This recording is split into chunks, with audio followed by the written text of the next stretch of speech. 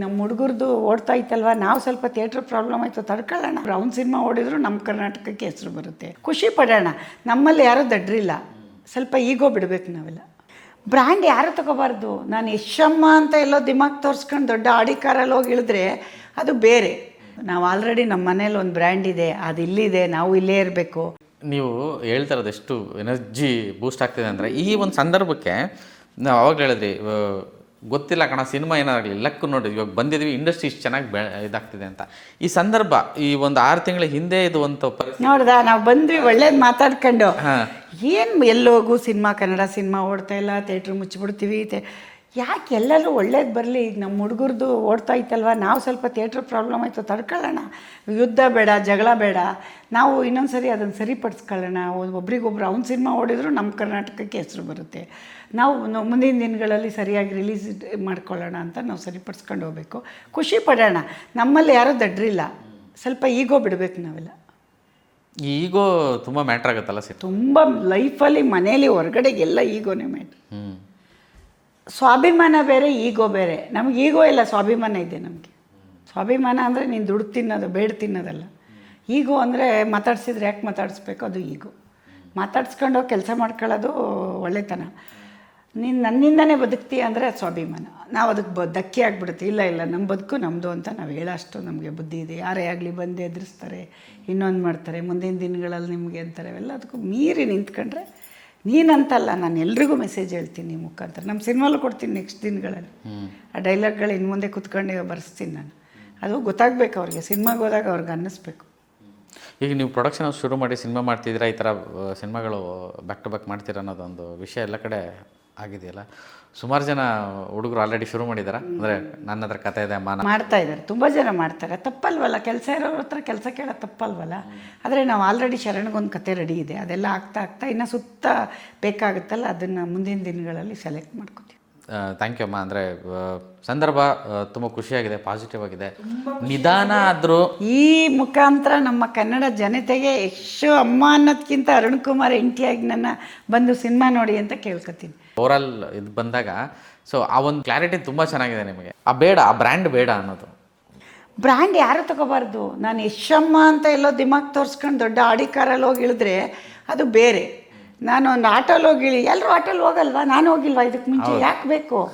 ಅದು ಚೆನ್ನಾಗೇ ಇದೆಯಲ್ಲ. ಬಟ್ ನನಗೇನು ಅದರಲ್ಲಿ ಕೆಲಸ, ಅದರಲ್ಲಿ ಏನು ಮಾಡ್ತೀರಾ? ಫಾರಿನ್ಗೆ ಹೋಗ್ತೀರಾ, ಇನ್ನೊಂದು ಮಾಡ್ತೀರಾ? ನನಗೆ ಆ ಖುಷಿ ಇಲ್ಲ, ಇದು ಖುಷಿ ಇದೆ ನನಗೆ. ಈ ಖುಷಿ ಇಲ್ಲ, ಇನ್ನೊಬ್ರಿಗೆ ಆ ಖುಷಿ.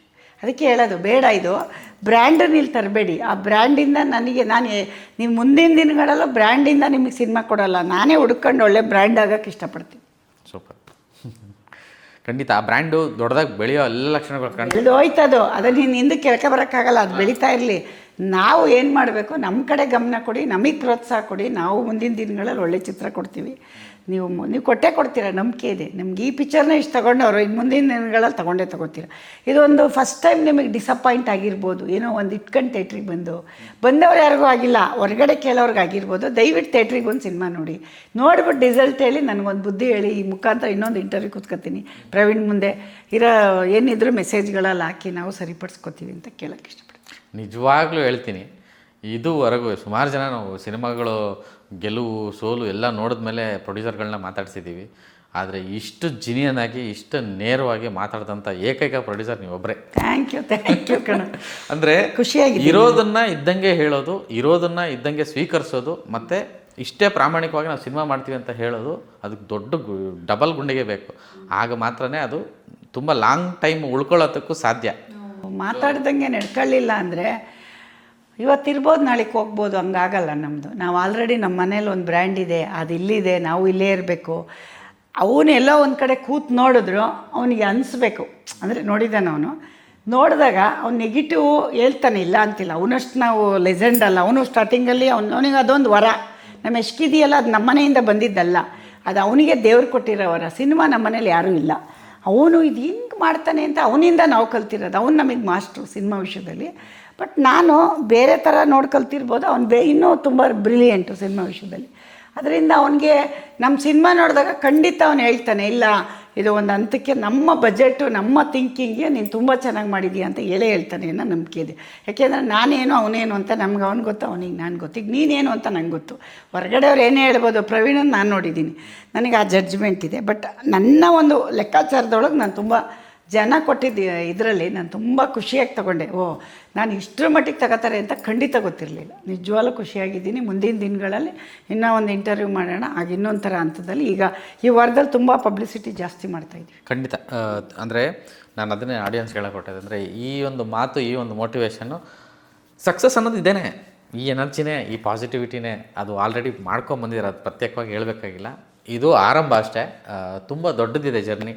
ಆ್ಯಂಡ್ ನಿಮ್ಮೆಲ್ಲ ಯೋಜನೆಗಳು, ಎಲ್ಲ ಕನಸುಗಳು ತುಂಬ ಚೆನ್ನಾಗಿ ಆಗಲಿ ಅನ್ನೋದೇ ನಮ್ಮ ಆಶಯ. Thank you. ಈಗ ಲಾಸ್ಟಲ್ಲಿ ಒಂದು ಮಾತು ಹೇಳ್ಬಿಡ್ತೀನಿ ಕರ್ನಾಟಕದ ಜನತೆಗೆ.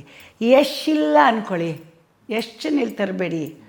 ಇದೊಂದು ಹೊಸ ಪ್ರತಿಭೆ ಬಂದೈತೆ, ಹೊಸ ಡೈರೆಕ್ಟ್ರ್ ಬಂದವ್ರೆ, 4-5 ಜನ ಹೊಸಬ್ರು ಬಂದವ್ರೆ ಅಂತ ಒಂದು ಸತಿ ಬಂದು ಥಿಯೇಟ್ರಿಗೆ ನೋಡಿ. ನನ್ನನ್ನು ಯಶಮ್ಮ ಅಂತ ನೋಡಬೇಡಿ, ಅರುಣ್ ಕುಮಾರ್ ಹೆಂಡ್ತಿ ಪುಷ್ಪ ಅಂತ ನೋಡಿ. ನಮ್ಮ ಹೊಸ ಟೀಮ್ಗೆ ಆಶೀರ್ವಾದ ಮಾಡಿ. ಅವರು ಒಂದು 4 ಜನ ಬೆಳೆದು ನಾಳೆ ಇನ್ನೊಬ್ಬ ಯಶ್ ಆಗ್ಬೋದು, ಪೃಥ್ವಿ ಎಂಬರ್, ಯಾರಿಗೆ ಗೊತ್ತು. ನಾಳೆ ಒಂದು ಪ್ರಶಾಂತ್ ನೀಲ್ ಆಗ್ಬೋದು, ನಮ್ಮ ಡೈರೆಕ್ಟ್ರ್, ಯಾರು ಬೇಕಾದ್ರೂ ಆಗ್ಬೋದು.